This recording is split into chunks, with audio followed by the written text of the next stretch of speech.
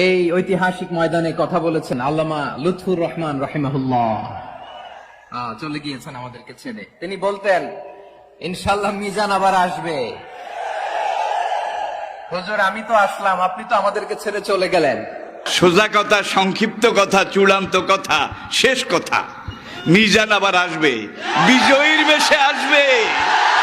এই দেশের তাওহীদি জনতা এমন ইতিহাস সৃষ্টি করে তাকে আলিঙ্গন করবে ইনশাআল্লাহ। সেই সমাবেশই দূরে নয়। আল্লাহু আকবার, আল্লাহু আকবার, আল্লাহু আকবার।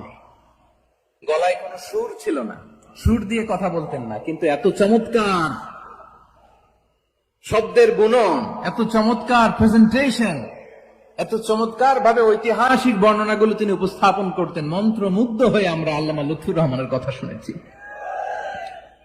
আমরা হযরতুল আল্লাম লুৎফুর রহমান রাহিমাহুল্লাহর জন্য এই বিশাল ময়দান থেকে দোয়া করছি, আল্লাহ তাআলা তুমি তোমার এই খাদেমকে জান্নাতের মেহমান হিসেবে কবুল করে নাও। আরো অনেক আল্লামারা এখানে কথা বলেছেন, বিশেষ করে বাইতুল শরফের মরহুম পীর সাহেব হুজুর থেকে শুরু করে আরো যারা যারা তারকাতুল্য ওলামায়ে কেরাম এই চট্টগ্রামের ময়দানে কথা বলেছেন, আলো ছড়িয়েছেন। আমরা এই লক্ষ লক্ষ তাওহীদি জনতাকে নিয়ে তাদের জন্য দোয়া করছি, আল্লাহ তাআলা ওনাদের জীবনের সকল ভুল ত্রুটি ক্ষমা করে দিয়ে তাদেরকে জান্নাতুল ফেরদাউসের মেহমান বানিয়ে নিক। আমরা এই ঐতিহাসিক প্যারেড ময়দানের প্রোগ্রাম থেকে স্মরণ করতে চাই 24-এর ছাত্র নাগরিক অভ্যুত্থানে আমার যে সমস্ত ছাত্র নাগরিক ভাইয়েরা দেহের তাজা রক্ত বিলি দিয়ে নতুন বাংলাদেশ আমাদেরকে উপহার দিয়েছেন।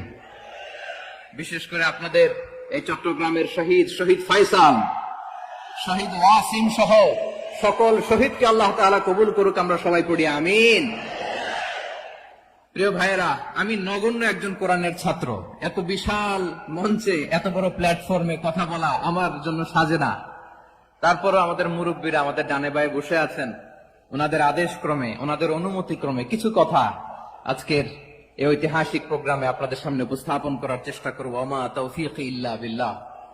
প্রিয় ভাইয়েরা, 5 দিন ব্যাপী এই তাফসীরুল কোরআনের প্রোগ্রামে অনেক ওলামা হযরত কথা বলেছেন, যারা কোরআন সুন্নাহ থেকে আমাদেরকে কোরআনের কথাগুলো শোনালেন।